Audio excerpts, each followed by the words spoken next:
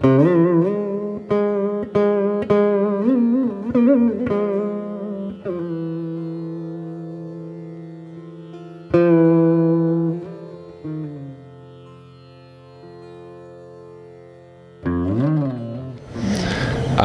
that's an experience, I think, that is common to most of us, although it's probably the most personal experience that we have is when Srila Gurudeva gives us his glance. It was when I met Gurudeva the second time, and I was still,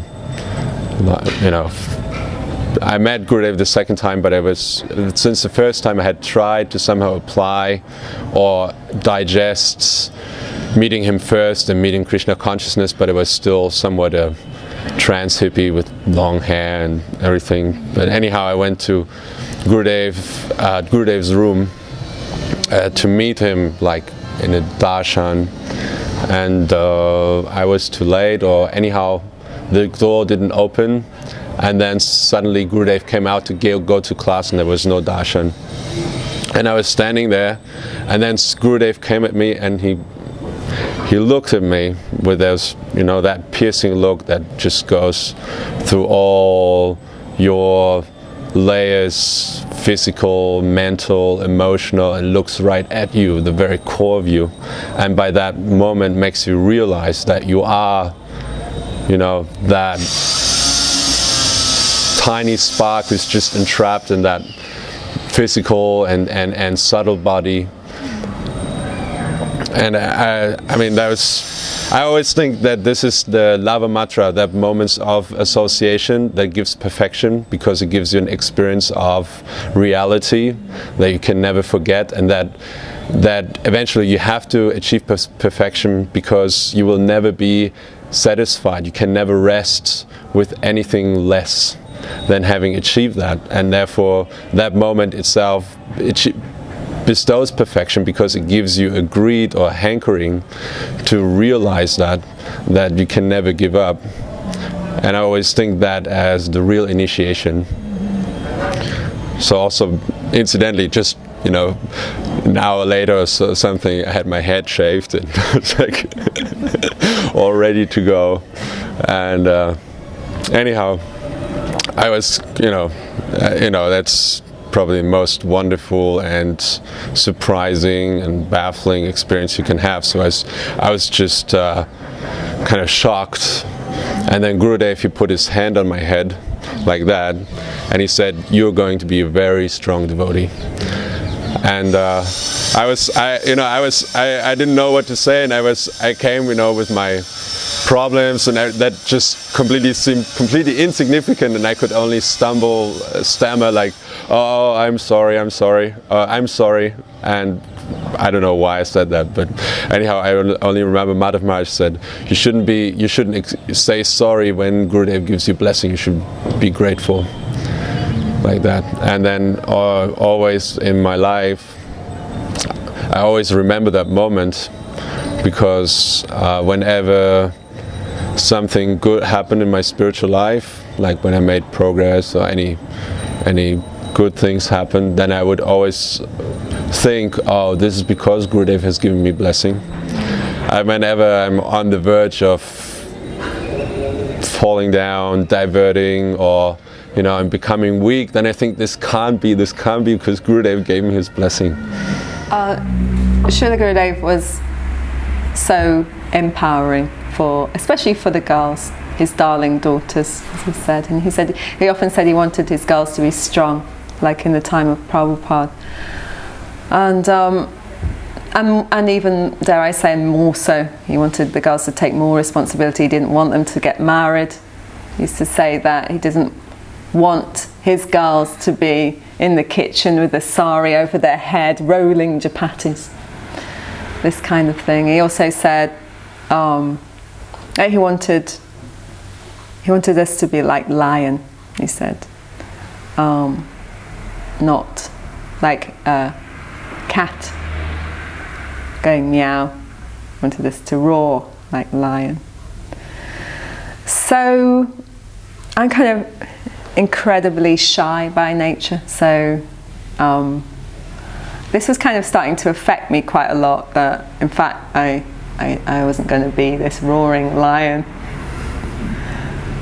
And then I was distributing books at that time. Shamarani Didi invited me to, in Navadvip Parikrama, she invited me to have like a meeting about book distribution. She wanted people to become inspired. So she asked me to speak, and I remember being so nervous because it was like a group of maybe 100 people. And it's the first time I'd spoken in front of so many people. And I remember being like shaking like this and just kind of having a really high voice when I spoke. And I was thinking, oh my god, how can I ever be roaring like a lion? So then she actually even spoke this same thing to try and get people to do book distribution. You know, we should roar like lions. Like at home Srila Prabhupada said, should be at home gentle, but like when out, like a lion on the chase. That's what she said. So I was thinking, oh no, all the acharyas want this from us. You know, so I started building more and more up in my mind. And this was the end of Navadvip Parikrama. Everyone was just about to go home. Actually, what was happening outside was they were doing the sannyas ceremonies and the fire yagya.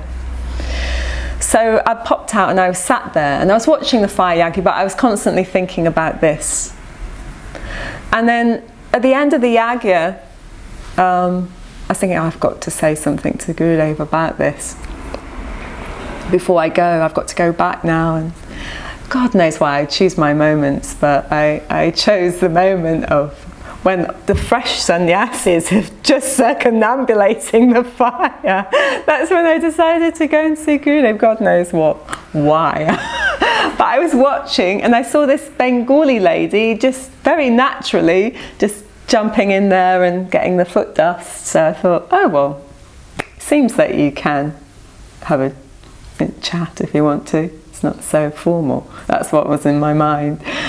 So I just, you know, the thing is, often people say, oh, in later years, I just do a little bystand. But in later years, we weren't able to get close to Gurudev. I never found that. I found that if I had something I desire, I wanted to see him, all of a sudden I'd just pop up there in front of him, even if there was 2,000 people. Well, actually there was maybe 20,000 people at that time around Gurudev, all the pilgrims from Bengal and the devotees. And yeah, I just popped up there, you know, in front of Gurudev, and he looked at me with his surprised face and said, oh, I speak. And I said, oh, Srila Gurudev, you know, you want me to be, I want to be like you, like a lion. Okay. But I'm a kitten going mew. And then this Gurudev leant over to me, and there's all the sannyasis, and they were all very interested, and they all kind of leant forward also, the fresh sannyasis, and Gurudev just went mew like this in a really, really cute way, just mewed at me. And then they went off. And I thought, oh. There you go. Mew. Maybe that's my level at the moment. So, yeah. But most of my, I haven't had a lot of close association with Gurudev. I've always been scared of Gurudev because I'm such a fallen rascal of a person, you know, that I can't, you know, I feel ashamed whenever, you know, to present myself to Gurudev. So, but a lot of special things that have happened between me and Gurudev, they've been mystical. They've been mystical things. On the day of my initiation, which was in Mawulambar as well, I was cooking and I couldn't come to the class. And at the class, that's when Gurudev gave everybody their names. So I was cooking that feast for that night. And then, so while I was cooking, I distinctly heard, your name is Madan Mohan. I distinctly heard it, right? Your name is Madan Mohan. While I'm cooking, I'm like 2 miles away from the class. I'm not even there. And then I had absolutely no doubt in my mind that Gurudev had just given me my name right then. That Gurudev gave it to me. It wasn't imagination. It wasn't a mental thing happening. And then not long after, about 20 minutes after, a devotee came up and said, "Oh, you've got a great name." And I said, "Oh yeah, I know, Madan Mohan." He said, yeah. I said, yeah, Madan Mohan. He said, yeah. How do you know? Because I knew. Yeah. I knew. Did he ask that? No, he didn't kind of ask, but he was just, he thought maybe someone else must have told me or something. But I just told him, yeah, Madan Mohan. After Kartik, this is I think 99 again. Yeah, that's mostly when it happened.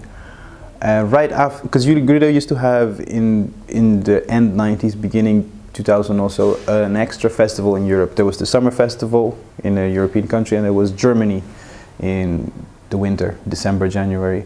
So, which was quite directly after Kartik, 1 month in between. So in that Kartik I had, I was